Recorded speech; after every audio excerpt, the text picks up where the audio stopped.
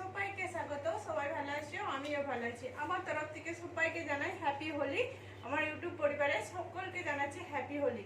আপনারা এরকম করে খুব সুন্দরভাবে হোলি কাটান।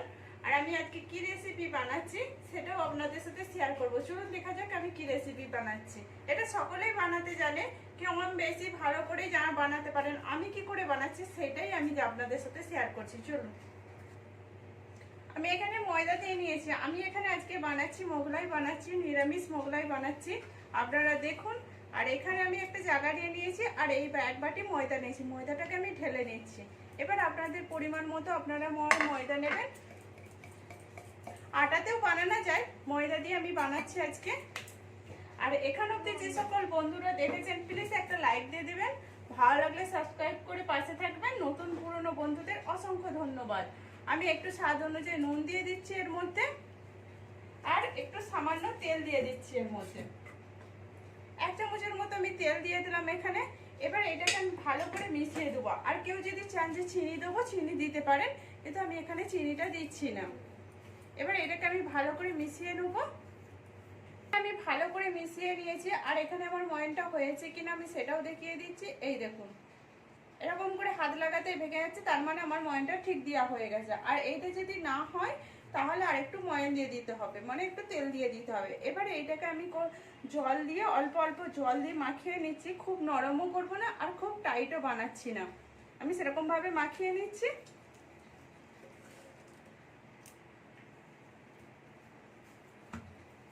এখানে আমার মাখা হয়ে গেছে ময়দাটা। এই দেখুন, এরকম ভাবে আমি মাখিয়েছি। খুব নরম আর খুব শক্ত ভাবে আমি মাখি না। এবার এটাকে আমি ঢাকা দিয়ে রেখে দিচ্ছি। ততক্ষণ এর জন্য পুরটা আমি বানিয়ে নিচ্ছি। এখানে আমি একটা কড়া বসিয়ে নিয়েছি। এবার এর জন্য একটা মশলা বানাচ্ছি। তার জন্য আমি দিয়ে দিচ্ছি 2টো দারচিনি, 2টো লবঙ্গ আর একটা এলাচ, একটু শুকনো লঙ্কা, একটা তেজপাতা দিয়ে দিলাম। এবার এইটাকে একটু ভাজতে দেবো। আর 1/2 চামচের মতো আমি একটু ধনে দিয়ে দিলাম এখানে। এবার পরিমাণ অনুযায়ী আপনারা দেবেন। আপনাদের যদি পরিমাণটা বেশি থাকে তাহলে সেরকম হিসাবে দেবেন। আর 1/2 চামচ আমি জিরে দিয়ে দিলাম। এইগুলোকে আমি একটু ভেজে নেবো। এমনভাবে ভাজবো যেন পুড়ে না যায়।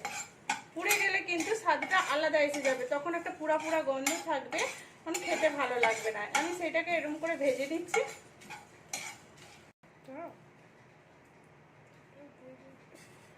এখানে আমার মশলাটা ভাজা হয়ে গেছে। এই দেখুন, আমি মশলাটা ভেজেছি, এটা আমি ঢেলে নিয়েছি। এবার আমি কড়াতে তেল দিয়ে দিয়েছি। তেলটা আমার গরম হয়ে গেছে। এবার এর মধ্যে আমি আদাটা গ্রেট করে রেখেছিলাম, আদাটাকে দিয়ে দিলাম।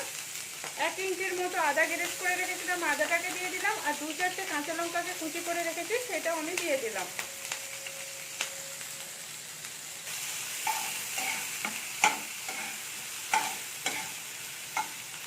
আর একটু 1/2 চামচের চেয়েও কম একটু জিরে দিয়ে দিলাম। এটাও এবার একসঙ্গে তেলেতে ভেজে নেবো। এবার আমি কিছু সবজি নিয়েছি। এখানে আমি ক্যাপসিকাম নিয়েছি, ক্যাপসিকামটাকেও সরু সরু করে কেটে নিয়েছি। গাজর নিয়েছি, 2টো গাজরটাকেও সরু সরু করে কেটে নিয়েছি আমি এখানে। আর একটু পরিমাণে আমি বিট নিয়েছি, বিটটাকেও আমি এরকম করে সরু করে কেটে নিয়েছি। এটাকেও আমি দিয়ে দিলাম। দিয়ে এটাকে এবার একসাথে আমি নাড়তে থাকবো। এখানে আমি এবারে নেড়ে নেবো, একটু ভালো করে মশলাটার সাথে মিশিয়ে নেবো। এখানে এবার নেড়ে নিয়েছি। এবার আমি একটু নুন দিয়ে দিচ্ছি। এখানে স্বাদ অনুযায়ী আমি নুন দিয়ে দিলাম। নুনটা দিয়েও একটু মিশিয়ে নিচ্ছি। মিশিয়ে একটু আমি জল দিয়ে দেবো, একটু হালকাভাবে একটু জল দিয়ে দিচ্ছি অল্প করে, যাতে ছুঁয়ে না যায়। আর একটু জলটা দিয়ে ঢাকা দিয়ে দিলে এখানে এগুলো একটু সিদ্ধ সিদ্ধ হয়ে যাবে। এরকম অল্প করে আমি জল দিয়ে দিয়েছি, দিয়ে আমি এটাকে ঢাকা দিয়ে দিচ্ছি। এবার এটা আমি 5 মিনিটের মতো রাখবো। আর মাঝে মাঝে আমি এটাকে কিন্তু নেড়ে নেবো। এখানে এটা আমার নাড়া হয়ে গেছে আর এটা সিদ্ধও হয়ে গেছে। এবার আমি আলু দিয়ে দিচ্ছি। এখানে 2টো আলুকে গ্রেট করেছিলাম সিদ্ধ করে, সেটা আমি দিয়ে দিলাম এখানে। এখানে আপনারা কাঁচা আলু দিতে পারেন। কাঁচা আলুটা দিলে তাহলে যখন বিট গাজর সবকিছু দেওয়া হয়েছিল তখন দিলেও এটা হয়ে যাবে। এবার এর মধ্যে আমি একটু হলদি দিয়ে দিচ্ছি সামান্য পরিমাণে কালারের জন্য। আর একটু লাল লঙ্কা গুঁড়ো দিয়ে দিচ্ছি কালারটা খুব সুন্দর আসার জন্য। 1/2 চামচের মতো আমি দিয়ে দিলাম। এবার এইটাকে আমি ভালো করে মিশিয়ে নিচ্ছি। আর একটু আমি বাদামকে একটু হাফ গুঁড়ো করে রেখেছিলাম ভেজে, সেটাও আমি দিয়ে দিলাম এখানে। এবার এইটাকে আমি ভালো করে মিশিয়ে নিচ্ছি এর সাথে। এখানে আমার সবকিছু মিশানো হয়ে গেছে। এবার আমি যে ভাজা মশলাটা বানিয়েছিলাম সেটা দিয়ে দিলাম, আর এর মধ্যে একটু ধনেপাতা দিয়ে এটা ভালো করে মিশিয়ে নামিয়ে দেবেন। তাহলে আমার পুরো এটা হয়ে গেল, মোর পুরটা বানানো হয়ে গেল। এখানে আমার আটাটাকে একটু হাতে করে মাখিয়ে নিচ্ছি। এই দেখুন আটাটা মাখিয়ে নিয়েছি হাতে করে। এবার আমি লেচি পাকিয়ে নিচ্ছি। যেমন সাইজের করবেন সেরকম হিসাবে লেচি করে নেবেন। এখানে আমি লেচি পাকিয়ে আমি গোল করে নিয়েছি। এবার আমি একটা একটা করে নিয়ে নিচ্ছি। আমি এখানে বেলে নিচ্ছি আর বাদ বাকিগুলো ঢাকা দিয়ে রেখে দিচ্ছি। এবার অল্প করে আমি একটু ময়দা নিয়ে নিচ্ছি। এবার এইটাকে আমি ভালো করে এর সাথে মিশিয়ে নিচ্ছি, দিয়ে এবার এইটাকে আমি গোল করে একটু বড় করে বেলে নেবো। এখানে আমার রুটিটা আমি এরকম করে গোল করে বেলে নিয়েছি। আর এই দেখুন রুটিটার সাইজটা কিরকম ভাবে বেলেছি, খুব পাতলা খুব মোটাও নয়। এবার আমি যে পুরটা বানিয়েছিলাম পুরটা দিয়ে দিচ্ছি এর মধ্যে। আমি পুরটা দেবো পুরো চৌকো ভাবে আমি পুরটা দিচ্ছি এখানে। এই দেখুন এখানে আমি চৌকো ভাবে পুরটা দিয়ে দিলাম। এবারে এই ভাগটাকে আমি এদিকে তুলে নিচ্ছি। এটা একটু সাইডে একটু জল দিয়ে দিচ্ছি আমি অল্প করে। এবার আপনারা যদি পুরটা বেশি দিতে চান, পুরটা খুব বেশি দেবেন না, তাহলে বেরিয়ে যেতে পারে আর খুব মোটাও হয়ে যাবে, তখন ভাজার সময় এটা খুলে যেতে পারে। এই দেখুন এর মধ্যে আমি বসিয়ে দিলাম, একটার উপর একটা আমি বসিয়ে দিচ্ছি। এবার এদিকটা আমি একটু জল দিয়ে দিচ্ছি, এদিকটাও জল দিয়ে দিচ্ছি, এদিকটাও আমি একইভাবে জল দিয়ে দিলাম। এবার আমি এইটাকে তুলে নিচ্ছি এর মধ্যে। এই দেখুন এখানে আমি তুলে দিলাম, এইটাকেও তুলে দেবো একইভাবে। এই দেখুন আমার একইভাবে তোলা হয়ে গেছে। এবার আমি উল্টে দেখাচ্ছি। এই দেখুন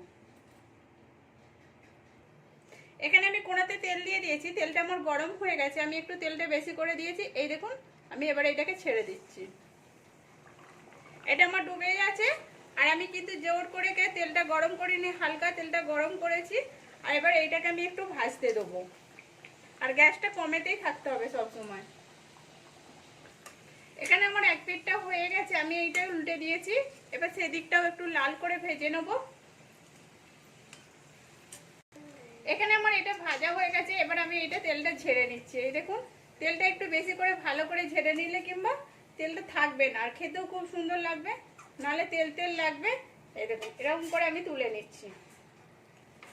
দেখতেও কত সুন্দর হয়েছে। আমি বাদ বাকি এরকম সবগুলোই ভেজে নিচ্ছি, ভেজে নিয়ে ফিরে আসছি। এখানে আমার পুরো কমপ্লিট হয়ে গেছে। এই দেখুন আমি এখানে সস দিয়ে দিয়েছি, সসটা দিয়ে খেতেও খুব সুন্দর লাগবে। আর এখানে কত সুন্দর হয়েছে, এই দেখুন দেখতেও কত সুন্দর হয়েছে। আর শসা গাজর সবকিছু দিয়ে খেলে খুব সুন্দর লাগবে। আর এটা আমি ভেঙে দেখাচ্ছি। এই দেখুন ভিতরটা পুরে কি সুন্দর ভর্তি, আর খেতেও খুব সুন্দর। এই দেখুন আর কতটা সুন্দর হয়েছে, দেখতেও খুব সুন্দর হয়েছে, আর খেতেও খুব সুন্দর লাগবে।